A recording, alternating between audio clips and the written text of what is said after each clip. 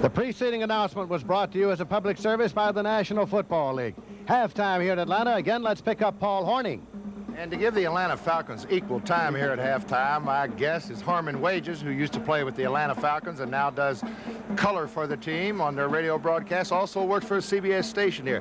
Well, the Falcons, if they can continue to hold this lead, 7-7, not a bad year. It's not a bad year, Paul, especially like we talked about last week. You know, the Falcons weren't expected to be a real great team because they played the psychology down at the beginning of the year. Be happy for 3 or 4 wins. Then Lehman Bennett comes in, new general manager Eddie LeBaron, and this thing seemed to have turned around. Everybody seems to be working harder. They have a winning, positive attitude. The guys dig Lehman Bennett. They like Lehman Bennett because he has a very relaxed attitude. He doesn't put a lot of pressure on people. He wants you to go out and play ball, and he's a straight shooter. You know what that is, straight shooter. Well, Harmon, I want to thank you for being here at halftime. And Paul, I got one more thing that we were talking to some of the people in the truck about is I had number 5 here with the Atlanta Falcons, and I got a lot of glory from it because Paul Hornung was the number 5 in the National Football League.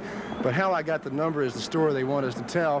When I was a rookie, they ran out of quarterback numbers. I was a quarterback. And they had the running back number, and the coach, Lou Carpenter, your teammate at Green Bay, said, "You remind me of Paul Hornung off the field." Not anything like him on the field. And he says, "If you..." Well, you had a good time then, didn't you, I had a good time, I really did. He said, "If you make the team, I'm going to give you number 5. So I got number 5 thanks to Lou Carpenter and the great Paul Hornung. Okay, Harmon Wages, formerly with the Atlanta Falcons, now with CBS right here in Atlanta. Lindsay? I don't know whether Hornung picked Wages' number or Wages picked Hornung's number or they both picked DiMaggio's number.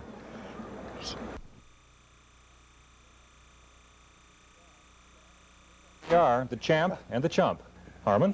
The champ Which one's the chump? I'm not going to say who the chump is. We'll just get right on with the champ.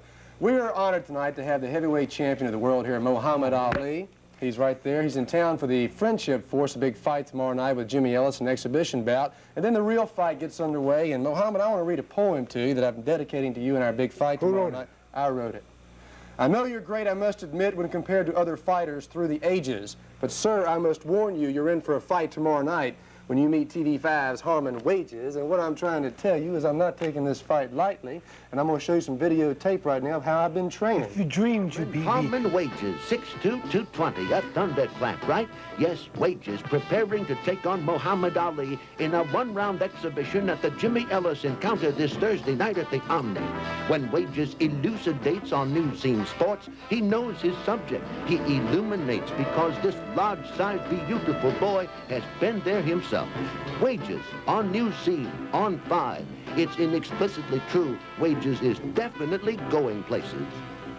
Are you ready to retire? Are you scared? That's a shame. You're trying to imitate Rocky. He ran up 25 steps. You jumped up 2 steps. He beat on a big old cow. You beat on a sick chicken. That was a dead chicken. A dead chicken. Even worse. You ready to retire now? I'm not going to retire yet. I'm going to hold my crown for a couple of more days, and I'm deciding on what I'm going to do. It's important that I retire with the title, but I don't know what I might do soon. You have to keep reading the newspapers. Okay, and I know it's been asked you about your retiring. You said, I believe it was quoted, you like to fight, you need the prestige for your moral objectives, your religion, so many prestige. things I want to promote, want to do. Right, I'm on your show now. I'm the present heavyweight champion of the world. I'm boxing this Friendship Force exhibition for President Carter's group. I'm the champion. There's so much I can use. Legally, you can wait 12 months before you defend the title, but it's got to be a top contender. I got a good 10 months before I start deciding on who I want to fight. And in those 10 months, I can do a lot of business, a lot of promotion, tour the world, champions in town, or champions in the country. I can do more with the title. This is a country and a system where if you have no money, no title, no nothing, you don't have as much power as you do when you're a winner or a champion. So I'm going to use this title for a little while. Okay, let me ask you this. I got a telegram from the Acorn, E. Shavers. Who, seriously? Yeah, it's right here. It says, keep moving to his left. His legs are gone. You've got youth on your side. I think you can take him. Signed, E. Shavers, the Acorn. Now, let me ask you. You would stand the easier chance in Vietnam with a BB gun. You think so? Well, let me tell you. When you fought Shavers, you kind of stunned one time in the second round. He hit you with a right, and you acted... He hit me so hard. He hit me so hard it dropped my kinfolks in Africa. Were you acting when you put on that little... No, see, I fake a lot to confuse him when I'm really hit. He hit me real hard to the point where another 1 or 2 men taking me out. Well, when I go into that fake thing, like, come on, chum, come on. He says, no, I'm not going to fall for that trap. You're not hurt. But really, I'm hurt. But I put emphasis on it to throw him away. Psych. See, being a great athlete is good, but you need a mind to control the body. See, the body don't control the mind controls the body. I'm where I'm at because I'll thank all of these chumps. So tomorrow night when I fight you, if I kill the head, the body dies, right? Listen, boy. I mean, Roy. Roy? Roy. Who you calling boy? I said Roy. You say Roy? Listen. How big of the men are where you come from? Oh, man. Listen, are you really getting in the ring with me? I'm really getting in the ring with you.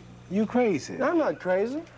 You're the one that's crazy. Are you getting in the going to ring show with up? me? What? I'm going to show up, and I got Claude Humphrey in the front four of the defensive Falcons going to be there behind me. They told me you don't like me. You don't like me. Somebody told me that. Who told you that? That's all right. You'll be there tomorrow. I'll be there tomorrow. Tell everybody night. to come to the Army to see the greatest fighter of all times in living color. Probably his last professional thing. Okay.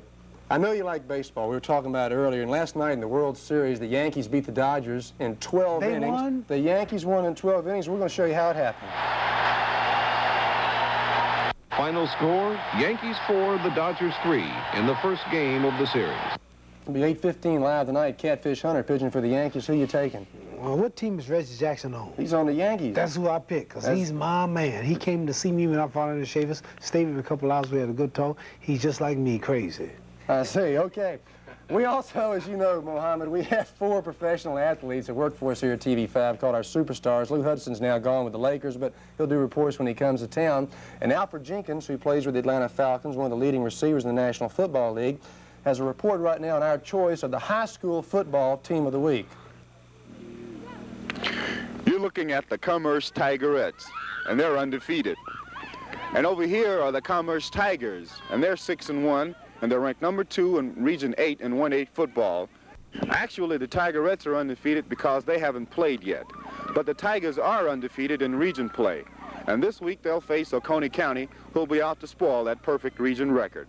I'm Alfred Jenkins of the Atlanta Falcons and TV5 News Scene. Oh, I'm sorry. Anyway, where was I?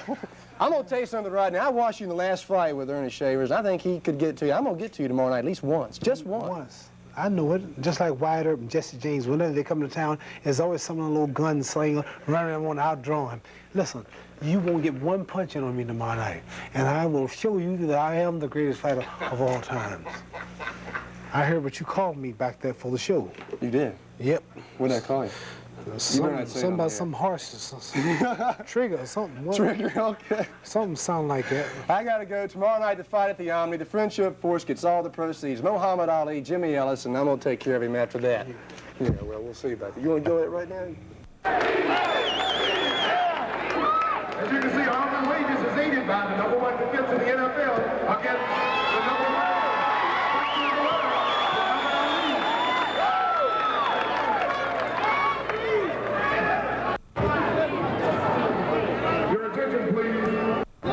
Pressure because I really want to see this.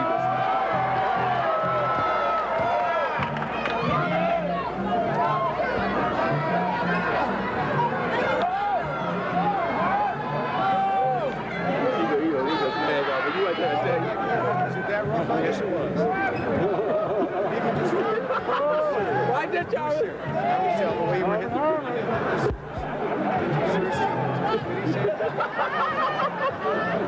Tommy nigga, get out of it, will you? Y'all back up, man.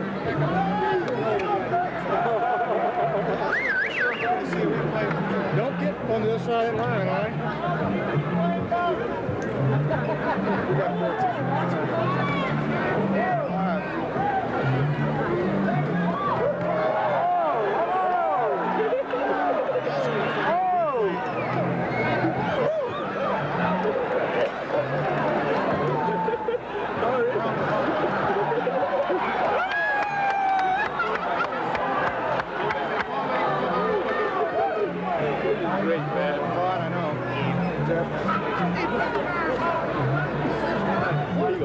You wait till I tell you. knows that the white guy's got me.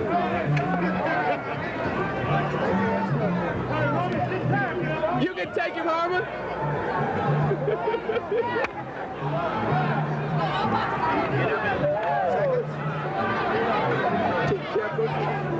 This guy can't ever pick up your name.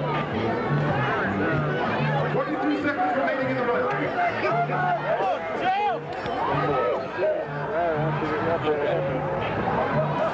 Ali is down. 13 seconds remaining. Watch that line.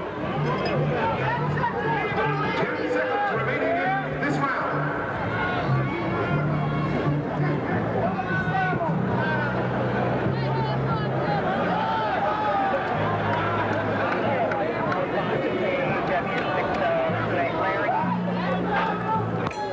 That's it. Last night, though, the record was broken. Pete Rose hit safely in his 38th straight game, breaking that 33-year-old record, and here's a report. It was Pete Rose night at Shea Stadium in New York tonight. A good night for Pete Rose. John Bohannon, CBS News, New York. Today, in an afternoon game with the Mets, like I said, Pete Rose led off the fifth with a double, giving him a 39 consecutive game streak. The next record is 40 hits held by the Georgian Peach Ty Cobb in 1911 with the Detroit Tigers. Also, next Monday night, Cincinnati is here in Atlanta. And if Pete Rose's streak is still alive that night, he will be going for 44. And that would tie the all-time National League record held by William Keeler. And that was in 1897. And that'll be right here in Atlanta Monday night. Last night, the Braves won their third straight, beating the Phillies 4-0. Tonight in Philadelphia for the final game, Necro versus Jim Katz, and I have highlights at 11 o'clock. Now, one might wonder what the players' wives are doing while their old man is out of town. Well, TV5 superstar Gail Barron found out, and I think you'll like the story. Hubbard on second, Gilbreth playing shortstop, Necro in short right field, and Burrows in left field. Look like a... These names sound familiar to you?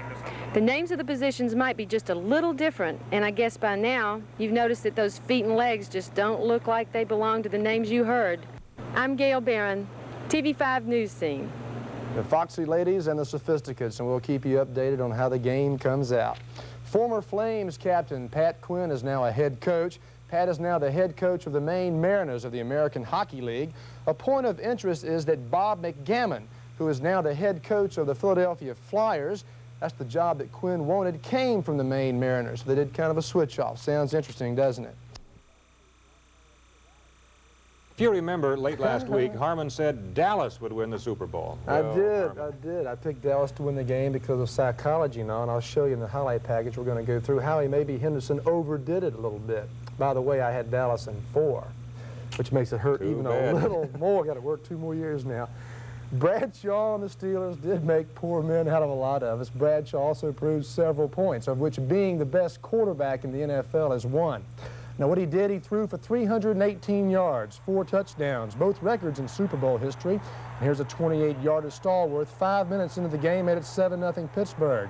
And on the last play of the first period, Staubach to Tony Hill, runs right by a defensive back. They had to rub in a bit. 7-7 after 1 period of play. Now, 3 minutes into the second, a blitz. Hollywood Henderson and Hegman. Hegman steals the ball. And Dallas leads 14-7 with an intimidating touchdown. Hegman by help of Henderson. But just 2 minutes later, Bradshaw to Stallworth, who turns it into a long gainer and touchdown. Look at this run, a little move right here, a little move right there. Got him off balance, went around all the way. Scores tied at 14 in the second. Both quarterbacks were 17 of 30. Staubach for 228 yards, Bradshaw 318.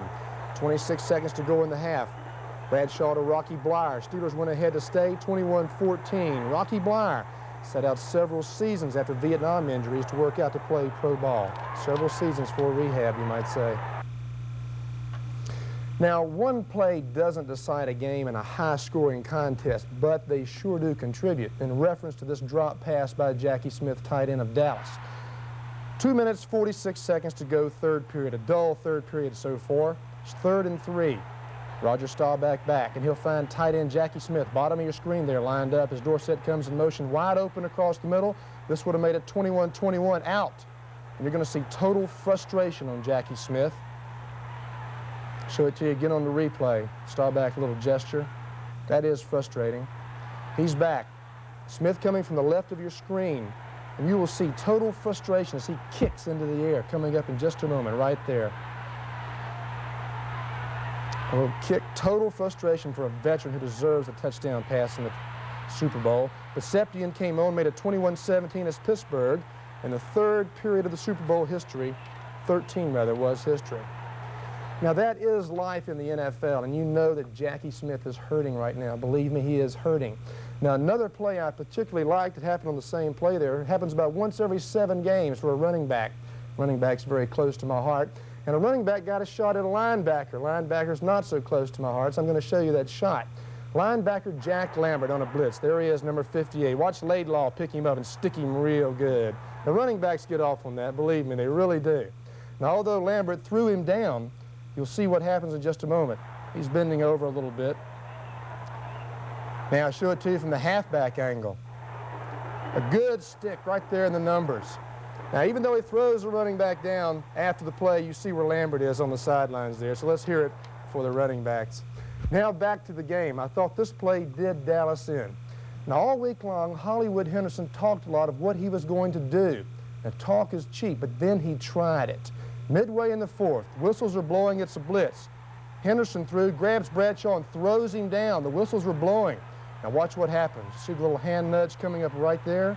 It will cut away a minute. It's 21-17, 7-17 to go in the game. And Franco says, try that on me, Henderson. Try it on somebody your own size. Franco promptly goes back to the huddle, and watch what happens on the very next play. Franco running like a man possessed, and the Steelers lead 28-17. We'll take several looks at it. Now watch the blocking. Watch how he uses the official right there as a screen. Show it to you one more time from the side shot. 74 right there, goes through blocks, uses the official, gets in the way, and there goes Franco. You know the Steelers are mad. Then only 19 seconds later, after a Dallas turnover, Bradshaw to Lynn Swann, the best in the league for a 19-yard touchdown, and Pittsburgh owned it 35-17. Little spike in Barnes' face there. Now, Dallas never gave it up. Although they were out of it with 2:21 left in the game, Staubach, the tight end, Billy Joe Dupree, score now 35-24, Pittsburgh, a head tackle. And with 22 seconds to go in the game, Staubach to Butch Johnson. That made it 35-31, but the Steelers became the only team to win 3 Super Bowls, and the coach said, we haven't peaked yet. Watch out when they do. Now, a review of the game would not be complete without a few comments from the winning quarterback, Terry Bradshaw. They always have a way of saying it like it is. The thing I didn't want to do was change what got me here. Terry Bradshaw calls his own plays, and I would say he's a very, very intelligent quarterback, and I'm sure Hollywood feels the same. I think he does now. Yes, sir. Try to do. I know how they try to use the media. I know how they get the fans' empathy, but I want to go over this now with Bill Lucas to clarify a few points or perhaps misconceptions. Now, first of all, Bill, who is in charge of negotiating? Because Bucky Roy said you talked to him, you had an agreement, then you said you had to go back and check with your people. So who's in charge? Well, naturally, I'm in charge of doing the negotiations. I'm the general manager of Atlanta Braves, and I don't think there's any question within Bucky's mind, because Bob's initial contract was negotiated by me when we signed him back in June. However, because of the complexity of this particular situation where we have a grievance pending, and we have our own ideas about what we should do, I talked with Bucky, and his figures were a lot larger than the ones that we had talked about. I said that I would go back and check with our people. Our people is Ted Turner. I don't think that it's out of the norm for a general manager to talk with the owner of the ball club. These are my bucks I'm spending. These are Ted Turner's bucks, and certainly I think that we should discuss things like that when we talk about large sums of money. Okay, under contract laws, I remember, offer and acceptance. Bucky Roy says you made an offer. He says he gave you an acceptance. He says then either you or Ted Turner reneged on the offer. Clarify this. Yes, that's what Bucky Roy said. I said that I made no offer to Bucky Roy. I did make a visit to Dallas in an effort to get this thing off center. I told Bucky that I thought we needed to get it out of the paper and where it rightfully belonged, between he and I, and that I didn't think Bob Horner was being helped by the situation. So we talked numbers. He threw some numbers out, and I told him it was a little too heavy for me, and I guess my numbers were a little too light for him. Just a normal form of negotiations. And then after he gave me his final proposal, I told him that I didn't think that I could sell it, but we would discuss it and get back to him, and which I did. And we decided it was too heavy, too much money, and I told him, and it was at that point that he resumed his media campaign. He resumed his media campaign. I understand he calls the newspapers himself. Now, if it goes to arbitration, we talked about grievances a while ago. You have different types of a grievance to file. You file one grievance, he files another. And the one that you have filed already is what? We filed a grievance along with the contract. What we say simply is this: Bucky Roy has contended that a player's bonus is part of his salary. Well, as long as baseball has been played, a bonus has been an inducement to bring a player into your organization. And according to the Uniform Player Contract, paragraph 2, the salary stated in there is what we call salary. So we said, okay, Bucky, if you feel that way and you feel that you're right, we feel that we're right, then we should bring in a third party, impartial arbitration panel to decide whether you're right or whether we're right. If you're right, then we have to pay you. But if you lose this grievance, as I understand it, all he gains is the monies from last year. Is that correct? It's not a grievance to be a free agent. That's what they have to file. Right. We're not grieving as to whether Bob Horner is our property or not. He is our property. We know that. We're just grieving as to whether salary, whether bonuses is part of salary. Bucky Roy said yesterday on a WGST broadcast that every time he hears you speak of an answer, it makes him sick. And he came out and said that. Yeah, I heard him. And every time I think of Bucky Roy, you know, I feel like I want to regurgitate too. That bad, eh? Well, currently it is, yes. Why? Well, because negotiations is broken down. I think Bucky is trying to use media intimidation. I don't think he's going about this thing as on a high level. I think negotiations should be between the club and the player. And as long as I've been general manager and previously to that farm director, I've always considered a player's salary as being a personal matter, his negotiation as being a personal thing. And I think that Bucky is really not doing Bobby Horner any good. He says Bobby Horner's spirit is crushed and he ought to be traded. Well, so is mine, and I think Bobby Horner and I will have to mend our spirits together. I feel very badly about what happened, and we're not going to trade Bobby Horner because Bucky Roy thinks we should. He's a valuable property, and he's ours for 6 years, and we plan to keep him. He has to be 6 years. Also, I understand Bucky Roy was fired by Lee Trevino. Well, I read that. Okay. Thanks for coming by, and we'll talk to Bob Horner sometime later this week and see what he has to say about the whole thing. One final thing, the Boston Celtics traded forward Billy Knight to Indiana for rookie center forward Rick Roby, and that is sports, and thank you, Bill Lucas, for coming by. Thank you, Harmon. It's been my pleasure. Defensive end Claude Humphrey of the Atlanta Falcons is in charge of the training camp mascot, so here's Claude and the story. How much is that doggy in the window? The one with the waggedy tail. How much is that doggy in the window? I do hope that doggy is for sale. About what it's like to have a pet in camp as far as an adopted dog. It just kind of breaks the monotony of camp, I guess. Yeah, it's just something to do, you know. I come out here after finishing the dining hall. Since I can't eat a lot, you know, I'll bring my food out here and I'll go around and gather food from the other guys and just get the scraps and bring them out here. Well, Claude, now, as I understand it, he's the veteran, right? Yeah, this dog is the only one that we've had that's been around for like 2 years. He was here last year. Was he a high draft choice? Yeah, he's been around for some time. He got a lot of experience. Now that's Honey over there. This is her first year, and when we got here, she was really, really thin, and of course you can see how much weight she picked up. She eats real good. I mean, there's nothing wrong with the dog's appetite. What's this dog's name? That's Tripod right there. Why he's got a bad leg. Bad leg? Yeah, he's got a bad leg, and he walks around on 3 legs. So, see, everybody knows Tripod. See the coaches and stuff call him. Everybody knows. You know you can't get him away from here. The only reason I'm doing this is because this is the food that I would have ate. That since I'm on a diet and can't eat it, I just get it and give it to them. I don't want it to go to waste. What does Rankin Smith think about all this food being gone out here? Well, as long as we don't give them any more than we would have eaten, maybe it's all right. I think I'm going to get in trouble for this. I'm not really sure. That doggy in the window.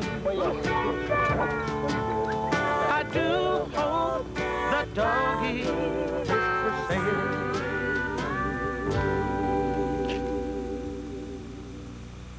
Claude Humphrey's really got class.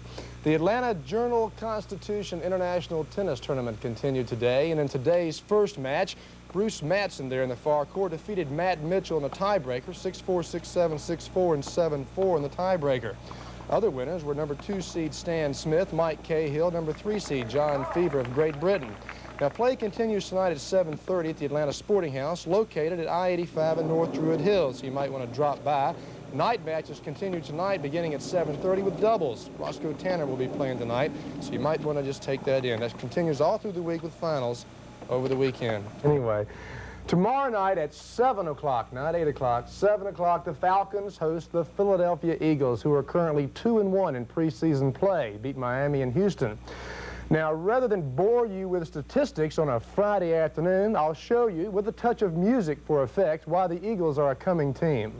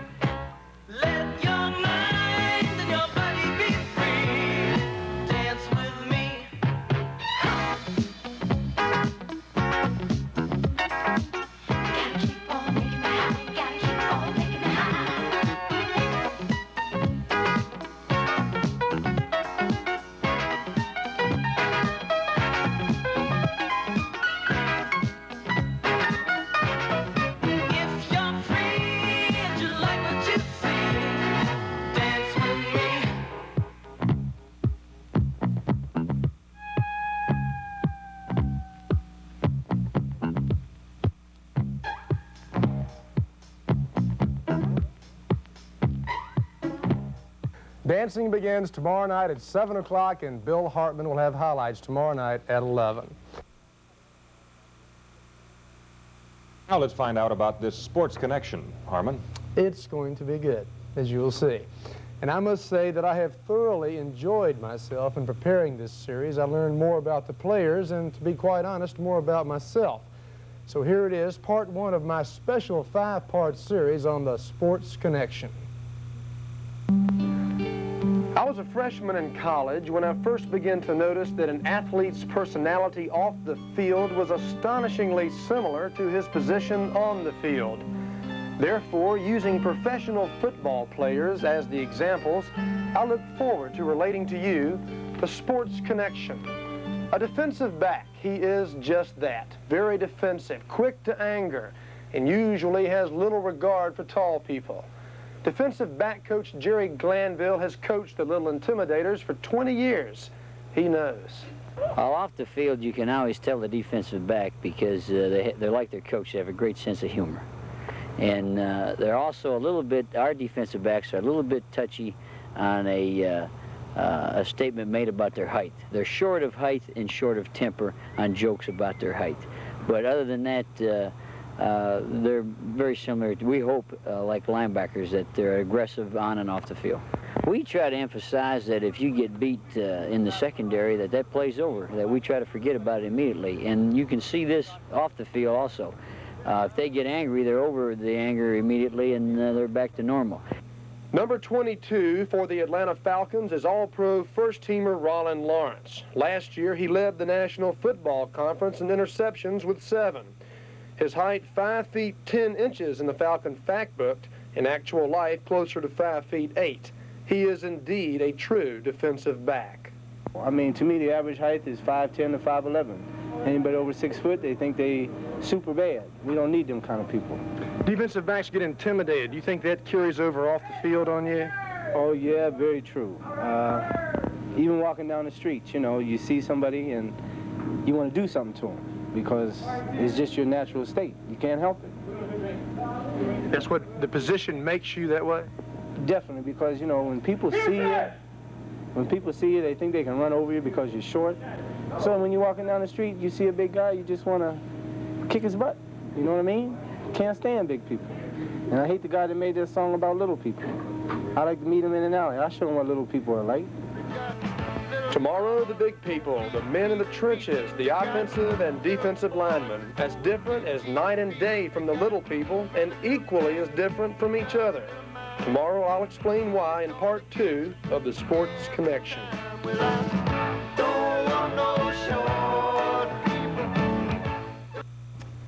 How about it? Was he joking or was he serious? He was as serious as a heart attack. I'm telling you, he doesn't like tall people, and there's more comparisons you'll see in the next 4 parts going through Friday. Tomorrow, the big people. All right. Thanks, Harmon. As in most cases, you do save the best for last. Today, in the concluding part of my special 5-part series, The Sports Connection, the quarterback, the field general, and his first sergeant, the tight end.